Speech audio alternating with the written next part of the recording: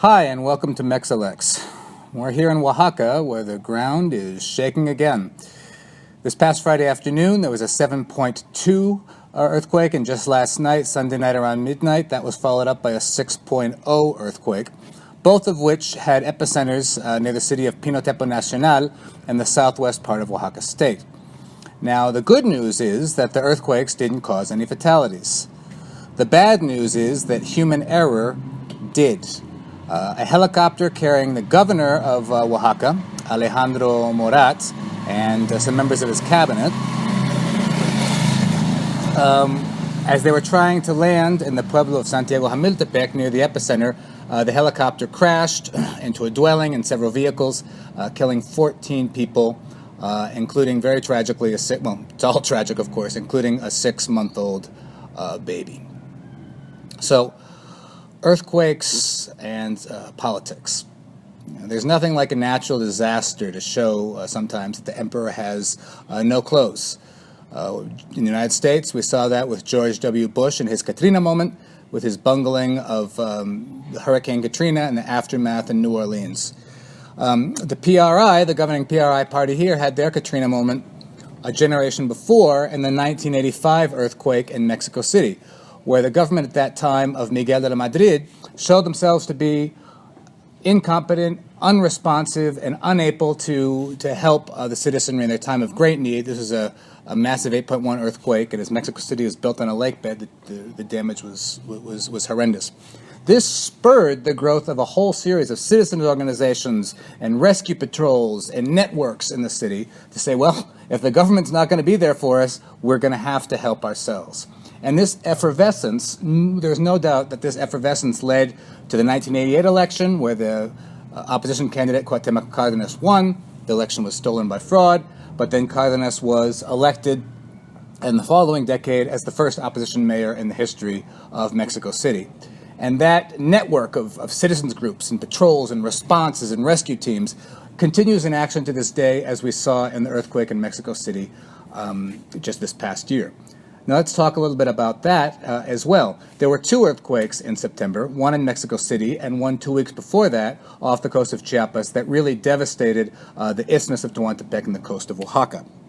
In order to help people who had damage or had their homes destroyed, the government bank Bansefi, el Banco Nacional de Ahorro y Servicios Financieros, decided to give out cards, debit cards, to the victims of this who had home damage. Now, let's leave aside for the moment the point that the amount they were going to be given was 15,000 pesos, which is less than $1,000, which even in Mexico is not going to get you very far in repairing your homes. The real problem is where 1,500 of these cards were supposed to have been made. An investigation by the organization Mexicanos en contra de la corrupción y la impunidad, Mexicans Against Corruption and Impunity, found that 3 times as many, or up to 4,500 cards were made, obviously with a cloning operation. Some people appeared up to 34 times on the list. Of course, they didn't get 34 cards, they only got 1, or in some cases, not even that.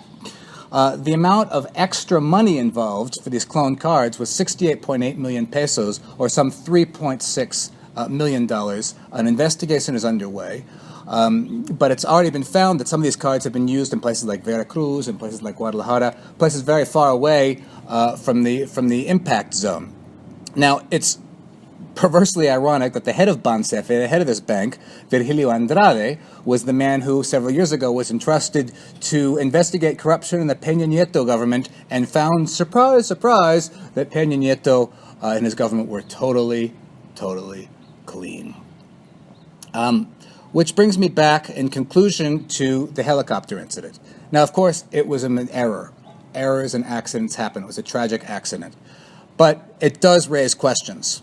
What was Alejandro Morat doing, going to the disaster site in the middle of the night when he could have gone the next day or in future days? What happened with the helicopter? This was a state-of-the-art helicopter with night vision and all the rest. The fact, unfortunately, that it's a military helicopter and a military pilot means that the whole thing is governed by the military code, so it's going to be very hard to get to the bottom of this and really find out who is responsible and who should be punished for this tragic accident. And this only reinforces the view of Mexicans that the government is not on their side. And if they're not going to get you with corruption, as in the case of the cards, they're going to get you with incompetence and tragic errors like with the helicopter. So, final point, for those of us who followed Mexican politics for a long time, we know that the questionable use of cards is nothing new. In the 2012 election, the Peña Nieto campaign bought votes very literally with cards given to the Monex Bank and the Soriana and distributed to the Soriana supermarkets. Studies have shown that swayed up to 6% of votes in certain key states in the 2012 election. Will that happen again this year? Will the Electoral Institute do anything about it? Will the Electoral Tribunal do anything about it?